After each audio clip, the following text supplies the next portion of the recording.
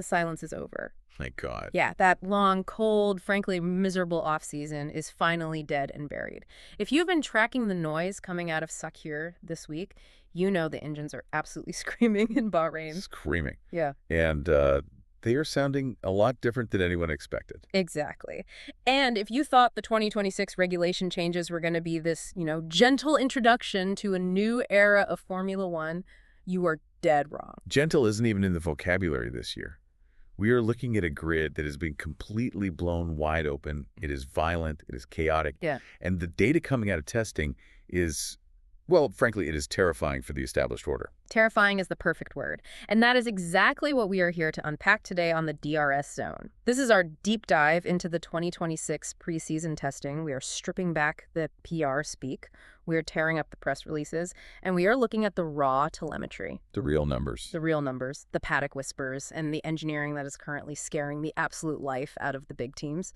We are talking about the beast of Bahrain today. The A526. The Alpine A526. We're going to get into an engine controversy that has giants like Ferrari and Red Bull literally shaking in their boots right now. Oh, they're furious. Furious. And we were talking about a driver who has transformed from this rookie just trying to survive the midfield into a physical anomaly who is ready to hunt. Franco Colapinto. Exactly. Franco Colapinto. This isn't just a car update we are looking at.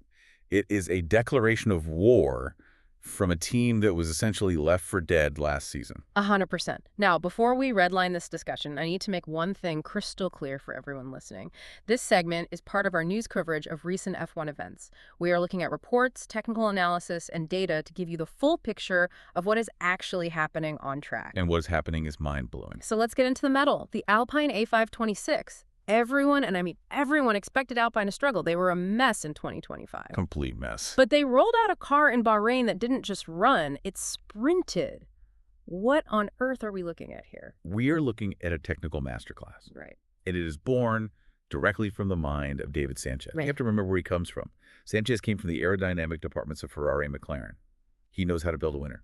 Yeah. And crucially, and this is the big takeaway from Bahrain, he didn't play it safe. Not at all. The A526 is 30 kilograms lighter than last year's car. 30. 30 kilos. Yeah. And 20 centimeters shorter. 30 kilos is massive in F1 terms. I mean, we're usually talking about teams shaving off grams of paint, literally exposing the carbon fiber just to save a fraction of a kilo. 30 kilos is practically a different category of racing. It is huge. It translates to pure lap time. Simple physics. Less mass to accelerate, less mass to slow down. But it's not just the weight. The car was born healthy. That's the key phrase. Born healthy. No cooling issues. No reliability nightmares on day one. But the real story, the thing that has the entire paddock whispering or shouting, depending on who you ask, is the rear of the car. Right. Let's drill into this because this is fascinating. The magic wing. I've seen the photos from testing and it looks almost wrong. It looks backwards. Yeah. It looks weird. What is actually happening there mechanically? Okay, so this is a genius interpretation of the new 2026 active aerodynamics rules.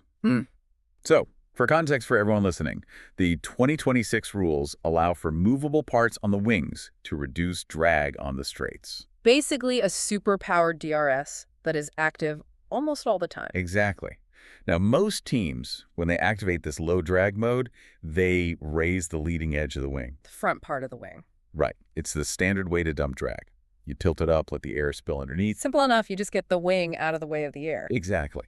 But Alpine, they went the complete opposite direction. They have what is being called an inverted actuation mechanism. Inverted. So instead of lifting the They're wing, lowering the trailing edge of the wing elements. Yep. The back part of the flap drops down. why go through the trouble of designing it backwards? Is that just, engineers being contrarian, or is there a hard physics reason for it? It is pure fluid dynamics. Yeah. By lowering the trailing edge instead of lifting the leading edge, they create a much cleaner extraction of airflow from the diffuser. The massive tunnel under the car that sucks it to the track. Right. In this new era, you have massive batteries and a huge need for overall aerodynamic efficiency. What you want to avoid at all costs is turbulent detachment. Messy air. Yes. Messy air behind the car creates drag and instability.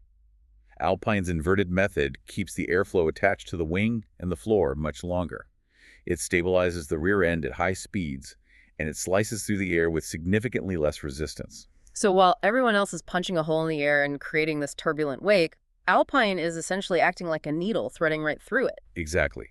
That perfectly explains the top speed figures we are seeing on the telemetry.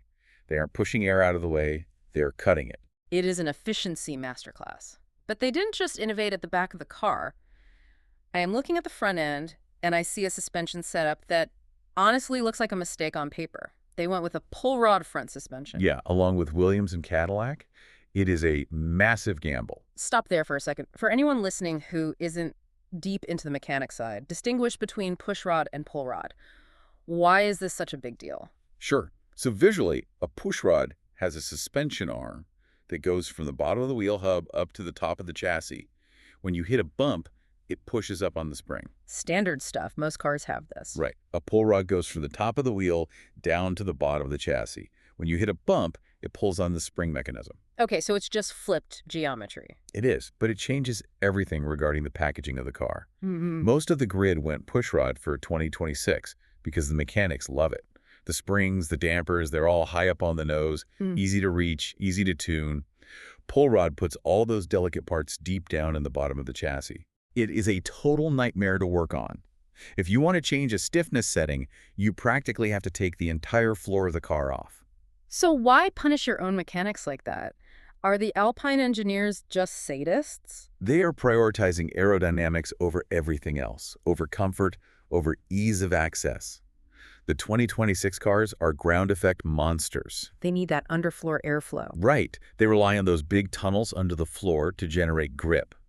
By using pull rod, Alpine moves all that suspension bulk down low, completely out of the way of the oncoming air. Wow. It clears a massive channel for clean air to rush directly into those floor tunnels. So they are clearing the clutter from the top of the nose to feed the beast under the car. Exactly.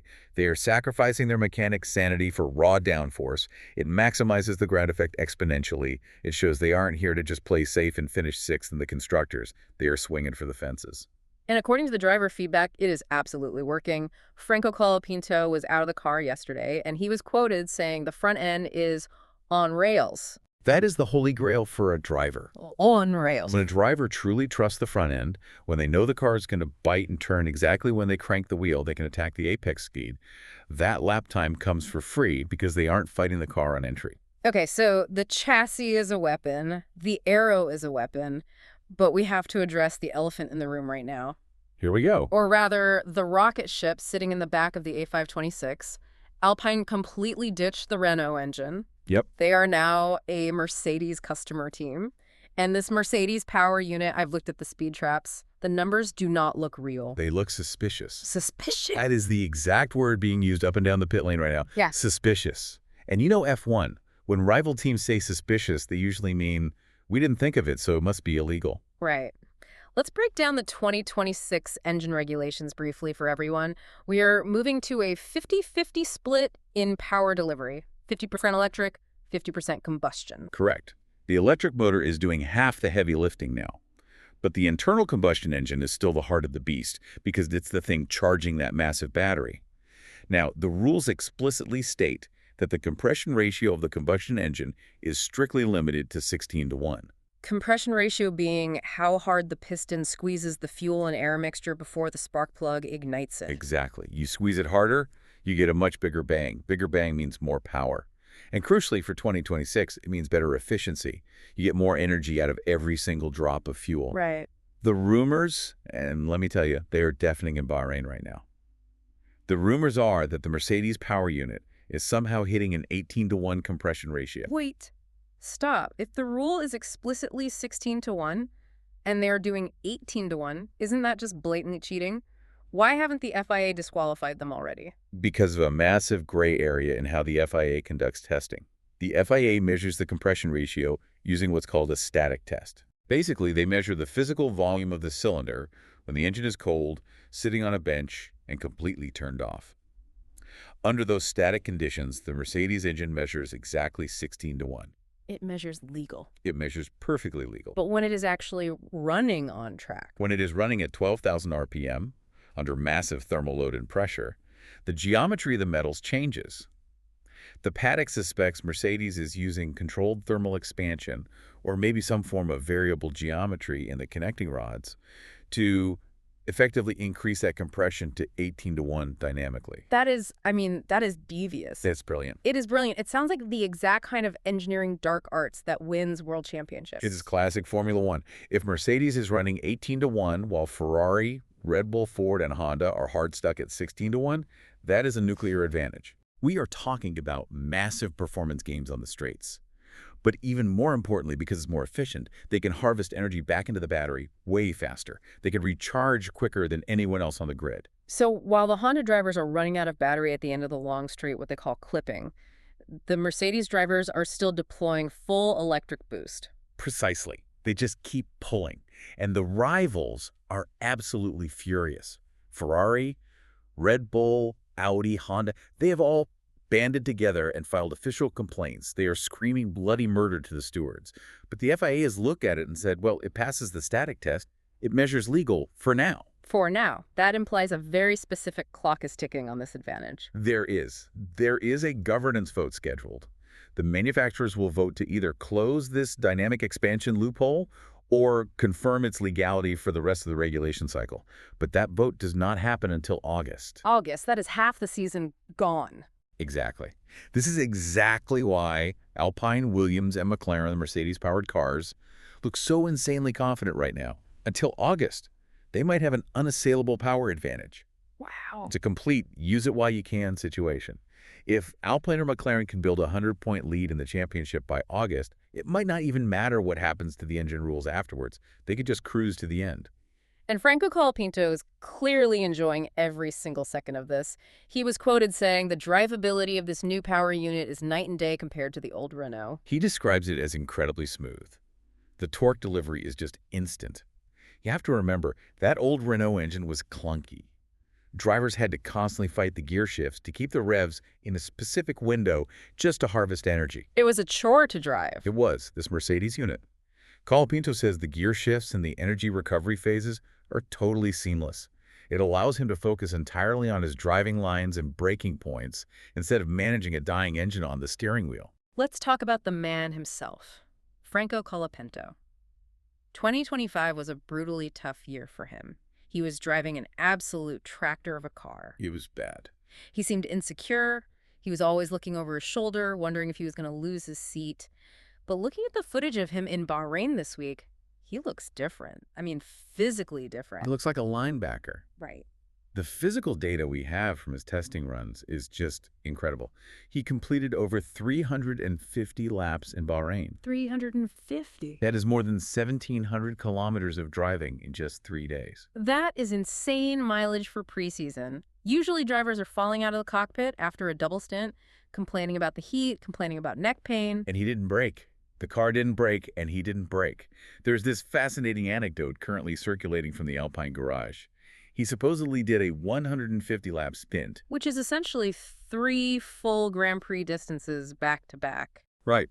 He gets out of the car, wipes his face, takes a drink, and tells his trainer he wants to get back in and do 60 more laps to test a different tire compound. That is scary. That speaks to a level of physical fitness that is absolute top tier. He claims to be in the top 2 or top 3 of the fittest drivers on the grid right now, and you can see it. He actually mentioned to the media that his neck circumference has grown significantly over the winter. You definitely need that for the G-forces of these 2026 cars. Especially because they are cornering so much faster than the 2025 generation due to that massive ground effect grip we talked about. It really feels like he has completely shed that rookie skin. Completely. The mental shift is just as visible as the neck muscles. Last year, you could tell he was just hoping Jack Doohan would mess up in the simulator so he could keep his race seat. He was anxious. Yeah. Now, he is totally relaxed. He is joking with the media in the pen. But the second he puts the visor down on track, he is deadly serious. He is not there to just be Pierre Gasly's polite wingman anymore. See, that is a highly dangerous dynamic for a team to manage. Gasly is the established #1 driver there. He fully expects the entire team to revolve around him. Colapinto is coming for Gasly's head. Period. He is ready to push Gasly completely off that pedestal. Wow. The team management, Flavio Briatore, and the rest of the board, they are demanding through. Top 10 finishes immediately. But the telemetry data suggests they aren't just looking at scraping a point here or there. They are consistently running as the best of the rest, right behind the top 3 or 4 works teams. Colapinto isn't checking his mirrors for the Haas's and the Saubers anymore. He is looking dead ahead at the podium. It's a totally different world for them, but he is not racing in a vacuum. Let's look at the sharks circling around him on the timing sheets. Ferrari. You mentioned they are furious about the Mercedes engine trick, but they have their own dark arts going on, don't they? You can never, ever underestimate Ferrari. They have introduced a rear wing where the flaps don't just hinge open for DRS, they actively rotate. Rotate? What, like an airplane propeller? Not quite spinning, but twisting. It looks absolutely bizarre on the onboard cameras. The flap physically twists along its own axis to change the angle of attack dynamically across the entire width of the wing. That's wild. It is another wild interpretation of the active aero rules. And while it looks strange, their reliability is terrifyingly good. Charles Leclerc is absolutely flying out there. Ferrari might be slightly down on raw straight-line power compared to that Mercedes rumor, but their overall aerodynamic package is bulletproof. And reliability is going to be king this year. With so much radically new tech on these cars, just finishing the race is half the battle. What about the new kids on the block? We have Cadillac and Audi officially entering the fray. Cadillac is in a really tough spot right now. They have the drivers. You've got Checo Perez and Valtteri Bottas. Yeah, you cannot ask for more combined experience than that lineup. Exactly. But they lack track mileage. The car is incredibly raw. They are going to struggle heavily with setup data in the early races because they just haven't done the laps in Bahrain. Audi, on the other hand, is the massive surprise of the test. Usually, completely new engine manufacturers blow up power units every 5 laps. It's almost rite of passage in F1. Not Audi. They have been surprisingly rock solid. Nico Hülkenberg and Gabriel Bortoleto are putting in very solid, consistent work. They aren't setting the timing screens on fire with Popel sectors just yet, but they are running. Right. And in 2026, if you can run reliably for 50 laps while everyone else is in the garage fixing software bugs, you are way ahead of the curve. And then we have Red Bull, the dominant, unstoppable force of the last era. But Max Verstappen, listening to his team radio, he does not sound happy. Max is never happy unless he is winning by 30 seconds. True. But this time, his complaints are very specific, and they're very worrying for the team. He absolutely hates the energy management of these 2026 regulations. He feels the car is clipping, running out of that electric boost way too early on the straights. And that goes right back to the engine efficiency we discussed earlier. If Red Bull's new Ford powertrain can't harvest energy as fast as the Mercedes unit, Max is just a sitting duck on the straights. Exactly. That is a terrible sign if the Mercedes engine is pulling hard all the way to the braking zone while Max is running out of breath. Red Bull might be in for a very rude awakening regarding their power unit transition. They are so used to having the undisputed best car, they might not have it this year. That brings us right back to Alpine. They have the Mercedes engine, they have the genius aero from David Sanchez, but they have one more massive weapon in their arsenal that people are completely forgetting about, the handicap system. Yes, this is the unfair advantage of being absolutely terrible last year. Right. This is the ATR, the aerodynamic testing restrictions.